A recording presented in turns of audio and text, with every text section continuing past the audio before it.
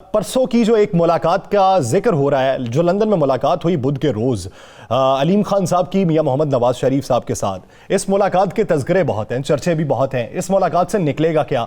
इस मुलाकात में कौन सी यकीन दहानियां करवाई गई और पाकिस्तान के अंदर अपोजिशन जो तहरीक अदम एतमाद की तैयारियां कर रही है, उस हवाले से नंबर्स गेम पूरे करने की कोशिश कर रही है। अगर तहरीक अदम एतमाद कामयाब हो जाती है तो फिर हिकमत अमली क्या होगी? मियां नवाज शरीफ साहब वहीं रहेंगे या वापस आ जाएंगे? ये भी बातें बहुत सी गर्दिश कर रही हैं। राना साहब की तरफ बढ़ते हैं। राना साहब, नवाज शरीफ साहब की वापसी की बातें गर्दिश कर रही हैं कि अगर तहरीक अदम एतमाद कामयाब हो जाती है तो ये बात डिसाइड हुई थी पीडीएम के और अपोजिशन के रहनुमाओं के साथ कि उस सूरत में नवाज शरीफ साहब वतन वापस आ जाएंगे। क्या ऐसा हो सकता है? कोई पीडीएम के साथ नहीं, मियां नवाज शरीफ साहब डिसाइड कर चुके हैं। देखें, उनकी वो जो डिसाइड अपनी फैमिली में अपने साथ करेंगे वो उसी पे अमल करेंगे। वो पीडीएम किसी पे अमल नहीं करेंगे। देखें, मियां नवाज शरीफ जो है वो ज़हनी तौर पर तैयार होकर बैठे हैं इस सूरत में पाकिस्तान आने के लिए कि अगर तहरीक एतमाद कामयाब हो जाती है और उसके बाद उन्हें इशारा मिलता है, वो एक इशारे के भी इंतज़ार में है। अगर उन्हें किसी तरफ से इशारा मिलता है कि पाकिस्तान आ जाए तो मियाँ साहब की बीमारी का सर्टिफिकेट तंदुरुस्ती में उसी वक्त तब्दील हो जाएगा।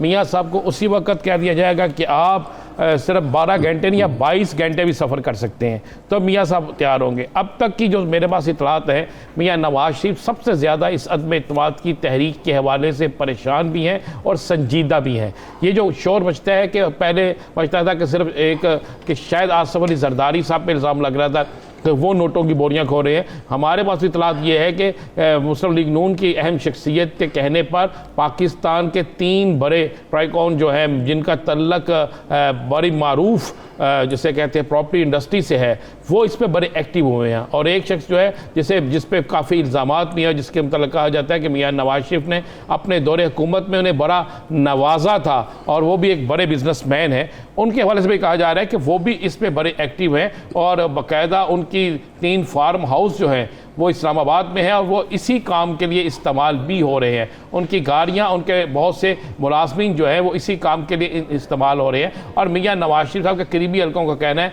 कि जैसी अदम एतमाद कामयाब होगी तो 3 मुख्तलिफ एयरलाइंस की टिकटें तैयार होंगी और मियाँ साहब आने के लिए तैयार होंगे। और इसहाक डार साहब जो है वो तो बेशतर वहाँ पे सहाफ़ियों को ये कह चुके हैं कि हमारे मामला तय हो चुके हैं और हम बहुत जल्द पाकिस्तान की तरफ उड़ान भरने वाले हैं। और ये सारे मामला जो देखें, मियाँ इसमें अगर लूज़ करेगी तो बिल्कुल खालिद साहब ने, राव साहब ने ठीक कहा, अगर लूज़ करेगी तो मुस्लिम लीग नून करेगी, अगर फ़ायदा उठाएगी तो इसमें मुस्लिम लीग नून उठाएगी। मुस्लिम लीग नून जो है उसकी क़यादत जो है पाकिस्तान में मौजूद नहीं है। मुस्लिम लीग नून जो है उस पर सबसे ज़्यादा केसेस है। मुस्लिम लीग नून जो है वो इक़्तिदार की ज़्यादा मुतवन्नी है कि हमें फौरी इक़्तिदार मिल जाए, तो इसके लिए मियां नवाज शरीफ बड़े बेकरार है। और मेरे आज मुस्लिम लीग नून के एक ज़ुबादार शख्स से बात हुई तो इन्होंने से ये सवाल किया, मैंने कहा जी मियाँ साहब की वापसी अदम एतमाद की तहरीक से पहले बाद में, उसने कहा अदम एतमाद की तहरीक तो पेश हो गई, अब तो सिर्फ फैसला होना है।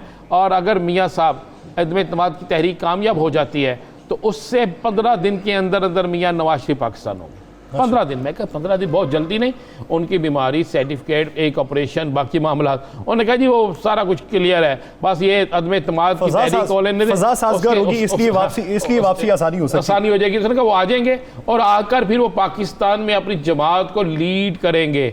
और वो अगर उनके भाई भी वज़ीर-ए-आज़म बन जाते हैं तो उसके बावजूद भी वो उन पर यकीन कम करेंगे, वो फौरी पाकिस्तान आकर चाहेंगे मेरे केसेस ख़त्म हो और बाकी मामलात को मैं खुद देखूँ। सही।